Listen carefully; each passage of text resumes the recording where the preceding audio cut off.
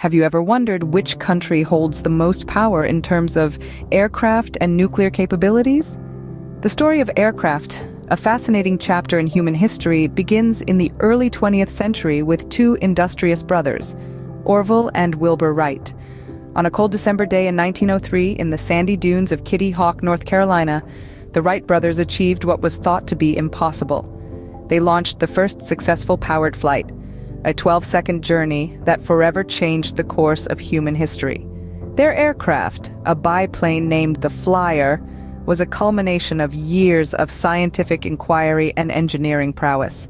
The invention of the aircraft triggered a series of rapid advancements. Within a decade, these flying machines evolved from simple contraptions of wood and fabric to complex machines of steel, capable of carrying not just one or two passengers, but dozens. As the world became embroiled in the first of two great wars, aircraft took on a new role, that of a weapon. They became the eyes of the armies, providing critical reconnaissance information, and later carrying payloads of destruction to enemy territories. World War II saw an even more dramatic evolution of aircraft. Propelled by the urgency of war, designs became sleeker, engines more powerful, and the range of these flying machines extended further. They were no longer just tools for warfare, but symbols of a nation's technological prowess and military might. The invention and subsequent development of aircraft didn't just revolutionize warfare. It completely transformed global power dynamics. Countries with superior air power could project their influence far beyond their borders, making the control and development of aircraft a matter of national security and pride. So, the next time you cast your eyes to the sky and see a plane soaring above, remember this. What you're witnessing is a testament to human ingenuity and determination. From the humble beginnings of the Wright brothers, aircraft have become a significant symbol of a country's power. From the skies, we delve into the world of atoms and the inception of nuclear weapons. This journey takes us back to the tumultuous times of the Second World War, where the race was not just for territory, but also for technological supremacy. In the early 40s of the 20th century, a project so secret and so significant was underway, it would forever change the course of human history. The United States, in response to the imminent threat of the Axis powers, launched the Manhattan Project.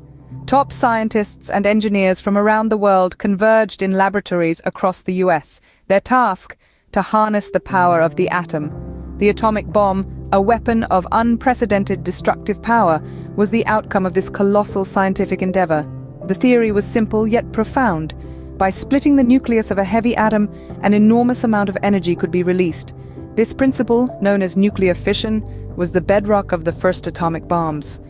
In August of 1945, the world witnessed the terrifying power of these weapons when two bombs, Little Boy and Fat Man, were dropped on the Japanese cities of Hiroshima and Nagasaki. The devastation was immediate and profound, and the world was left in a state of shock and awe. The creation of the atomic bomb not only ended the Second World War, but also ushered in a new era of warfare. Countries scrambled to develop their nuclear arsenals, forever altering the balance of power. The atomic bomb was no longer just a weapon, it was a symbol of might and influence, a deterrent that kept the peace through the threat of unimaginable destruction. The advent of nuclear weapons marked a turning point in human history. War was no longer just about soldiers and battlefields, it was about the potential annihilation of entire cities, even civilizations. The atomic age had begun, forever altering the landscape of global power. The stage was set for a new kind of war, a Cold War, where the stakes were higher than ever before.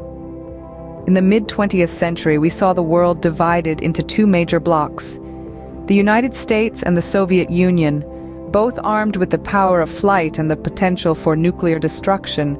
This period, known as the Cold War, was less about active combat and more about the silent yet deadly race for supremacy. This was a time of intense rivalry, not just of ideologies, but also of military might. Each superpower sought to outdo the other, leading to an unprecedented escalation in arms production. The arms race was on, and the world watched with bated breath as these two nations flexed their military muscles. One significant development during this period was the creation of the Intercontinental Ballistic Missile, or ICBM. These long-range missiles, capable of carrying nuclear warheads thousands of miles, were the embodiment of the race for supremacy. Both superpowers poured resources into their development, hoping to gain an edge over the other. But as these missiles grew in power and range, so too did the realization of the consequences of their use. This led to the principle of mutual assured destruction, or MAD. The idea was simple yet chilling. If either superpower were to launch a full-scale nuclear attack, the other would respond in kind, leading to the total annihilation of both. It was a grim stalemate, with the fear of mutually assured destruction preventing either side from making the first move. This race for supremacy was not fought on battlefields, but in factories, laboratories, and test sites, with every new innovation in aircraft and nuclear capability adding fuel to the fire. It was a silent battle, a testament to the power of human ingenuity and a stark reminder of its potential for destruction. The Cold War was a silent battle, a race for supremacy that further cemented the power of nuclear weapons and aircraft.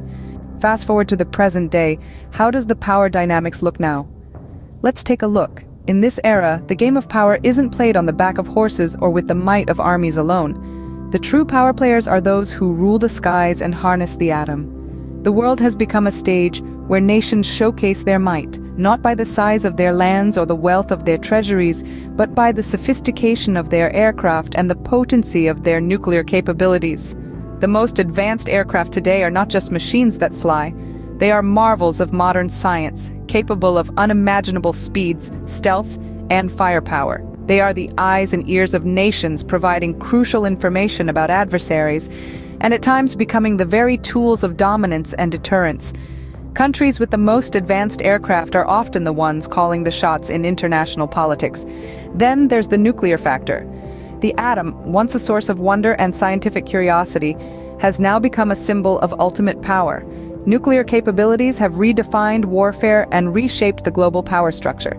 Those with nuclear weapons hold an immense amount of influence, and the threat of their use creates a delicate balance of power. It's a game of high stakes, where the power to obliterate is also the power to negotiate.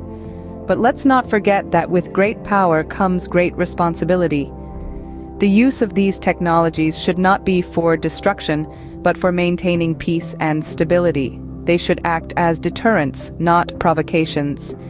In this day and age, the might of a nation is no longer measured in gold or land, but in the sophistication of its aircraft and the strength of its nuclear arsenal. The world has become a chessboard, where every move is calculated, every piece is valuable, and the king? Well, he's the one with the most advanced aircraft and the most potent nuclear weapons.